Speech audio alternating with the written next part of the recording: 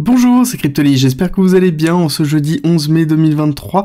C'est avec plaisir qu'on se retrouve dans la quotidienne. Au programme aujourd'hui, inflation, on va parler réglementation, on va parler manipulation aussi dans la partie nouvelle et ensuite on ira attaquer clairement la partie technique pour comprendre d'où elle venait cette mèche, ce que ça signifie, le nettoyage des liquidités, pourquoi, comment, et voir justement si c'est la macro qui nous a impacté, et ça commence tout de suite.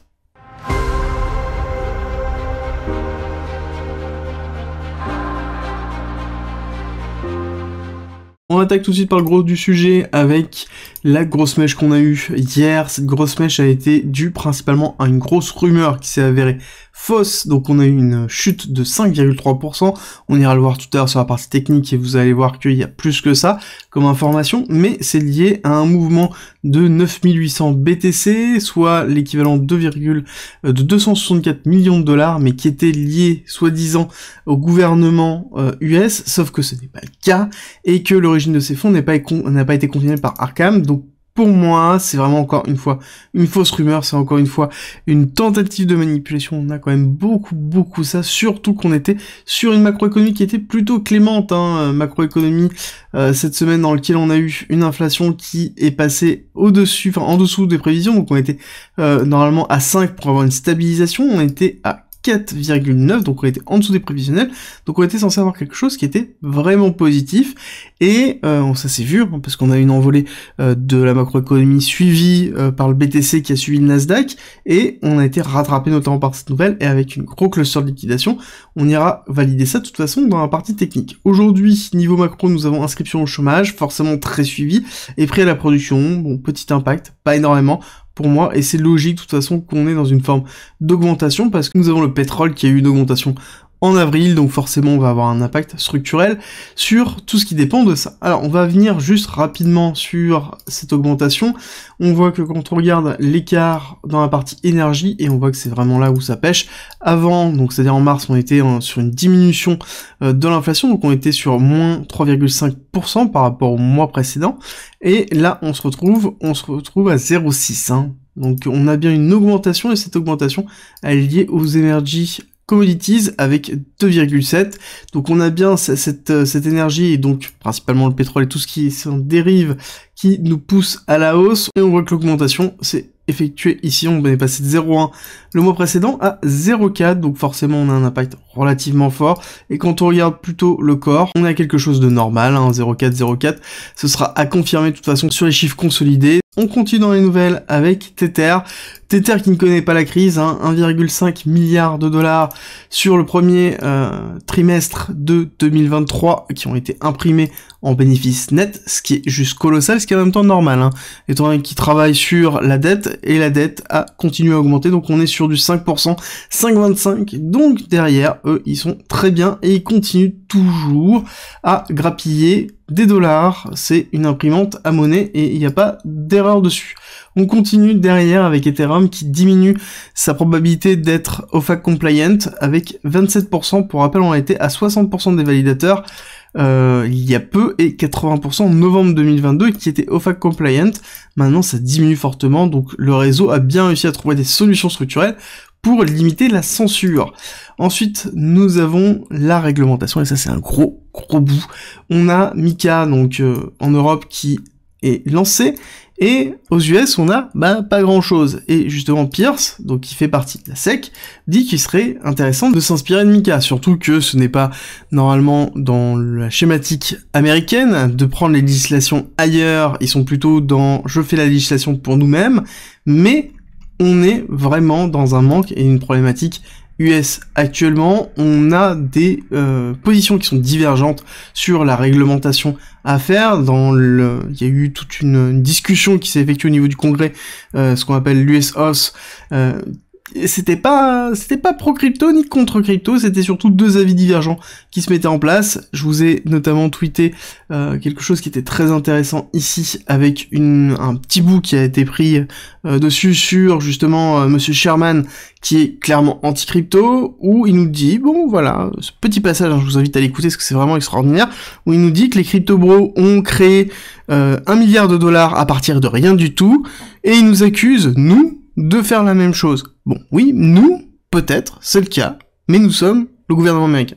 Bon, ça pose déjà les bases, hein, c'est-à-dire que vous ne pouvez pas créer un système monétaire autre que le nôtre, bon, ce qui est logique en même temps, parce que ça sous-entend qu'il y a une notion de contre-pouvoir qui se met en place, mais on a vraiment deux positions différentes qui sont structurées. Je vous invite à regarder notamment cet article qui sera disponible dans le thread Twitter que vous pourrez retrouver sur cryptolease_tech, mon Twitter, ou en description et en commentaire, dans lequel on a les deux parties qui sont en train de se mettre en place, et avec leur vue sur la réglementation. Et ça va même plus loin, la fragmentation de la réglementation US, c'est que on a plusieurs réglementations par rapport aux États qui sont en train d'être effectués.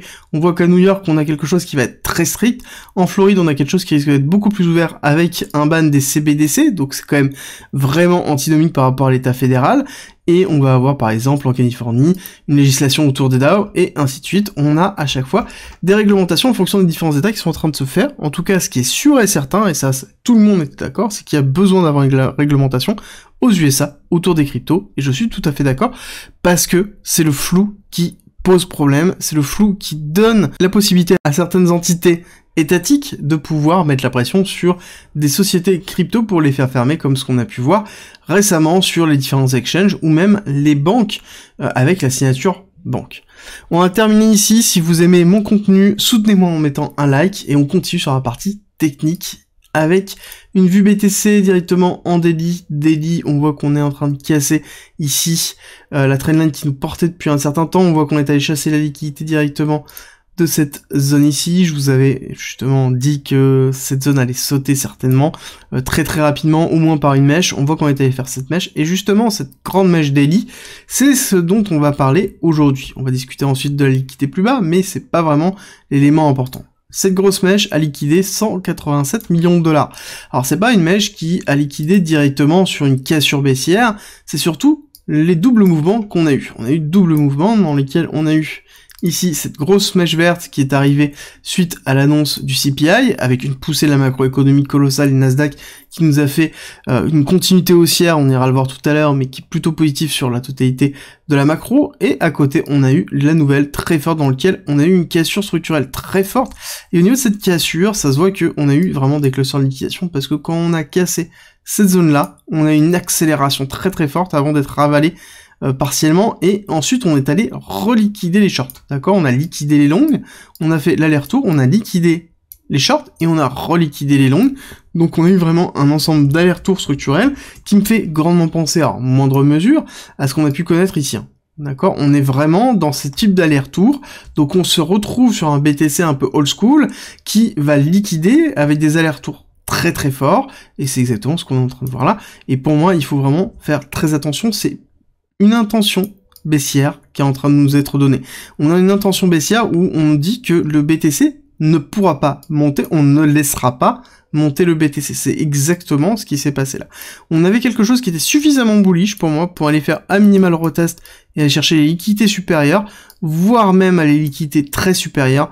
Bon, ça s'est pas fait directement avec une pression baissière colossale, surtout que là on s'est arrêté sur une zone de retest qui est plutôt médium, donc pour moi qui n'était pas vraiment une zone de grand intérêt, alors que on aurait pu aller chercher justement vraiment l'order block et aller chercher plus de liquidité avant de pouvoir faire un mouvement baissier, ce qui n'a pas été le cas. Donc on a fait sauter cette partie-là, donc on est vraiment dans cette continuité baissière, et ici, les prochaines liquidités, c'est cette zone-là. Surtout qu'elle est renforcée par plusieurs choses. C'est-à-dire que quand on découpe ce mouvement-là, on a trois mouvements en fait qui ont été donnés.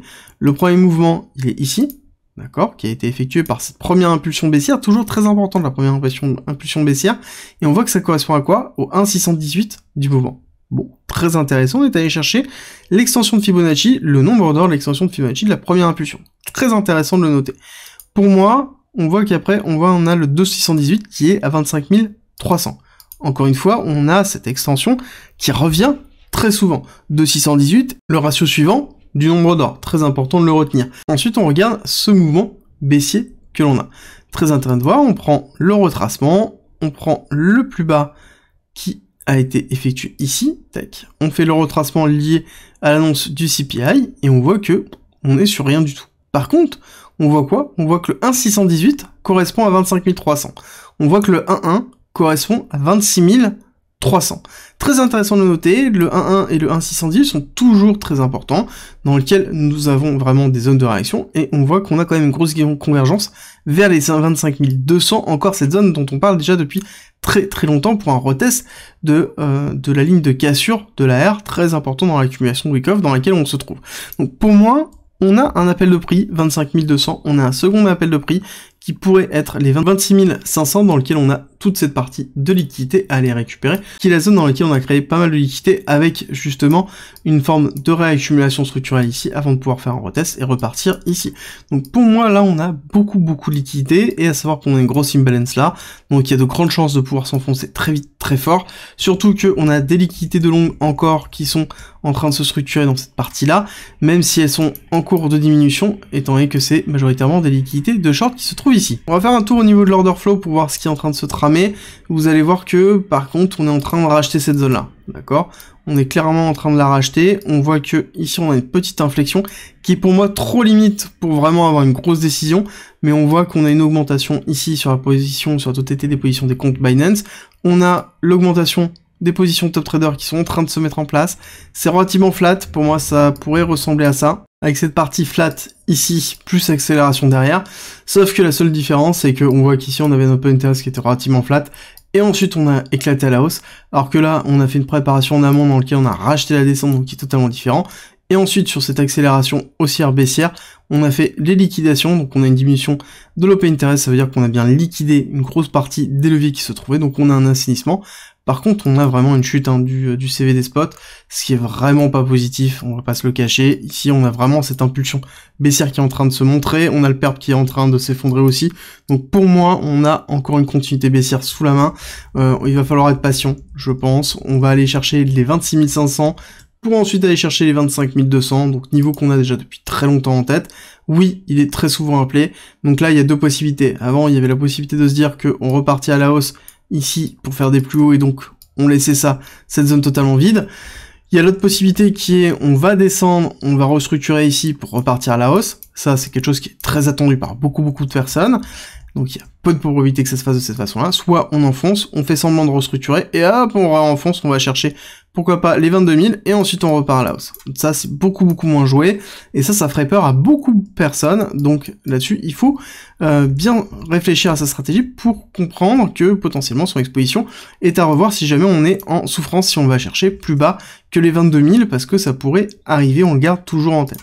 Au niveau de la dominance, on est là, sur la dominance on voit qu'on est relativement flat, donc pour moi le mouvement est plutôt erratique et porté, non pas forcément par le BTC, enfin porté par le BTC, mais l'impact c'est bien propagé, surtout si on regarde le total 3, on voit qu'on a bien ici une décorrélation déjà depuis un certain temps entre le BTC qui est la courbe orange et le reste qui est la représentation de la totalité des altcoins moins Ethereum, donc c'est-à-dire qu'on a toutes les cryptos moins Ethereum et BTC, on voit qu'on est vraiment dans une inflexion très forte au niveau des altcoins, donc on est quand même relativement loin de la alt season qu'on pensait avoir avec justement une dominance très élevée, donc il est fort probable de voir une zone de ranging au niveau de la dominance ici, et une continuité là, des altcoins qui vont s'enfoncer pour restructurer peut-être plus bas avant de repartir à la hausse.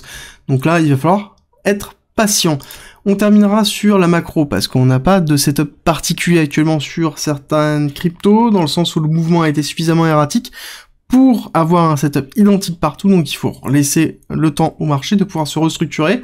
Et la macroéconomie, on voit qu'on a un Nasdaq qui est en train de pousser, c'est pour ça que je vous dis que c'est vraiment un mouvement BTC / crypto qui a été effectué, et une volonté de dire que non, vous ne passerez pas, étant donné qu'on a un Nasdaq qui a vraiment poussé à la hausse, et qui est en train de continuer à pousser malgré la non-ouverture du marché américain pour l'instant, mais on a quelque chose qui est relativement bullish, même si on a une divergence baissière structurelle qui est ici, on est vraiment pas loin de notre notion de break-off structure. Ici, je pensais pas qu'on allait monter aussi haut, et on voit qu'on est en train de se diriger doucement vers l'order block qu'on avait en tête depuis un certain temps. Pour un retournement de situation, il va falloir vraiment surveiller cette partie-là, parce que ça sous-entendrait qu'on aurait vraiment une cassure au niveau du BTC qui pourrait être relativement violente si le Nasdaq s'effondrait, avec une continuité, un retracement baissier pour aller chercher des zones qui pourraient être beaucoup plus basses, hein, les 12 000 $ pour le Nasdaq, dans lequel on aurait un BTC qui irait chercher justement les 22 000 et qui s'enfoncerait petit à petit. Si cette vidéo te plaît, n'oublie pas de faire un like avant de partir et le mot de notre sponsor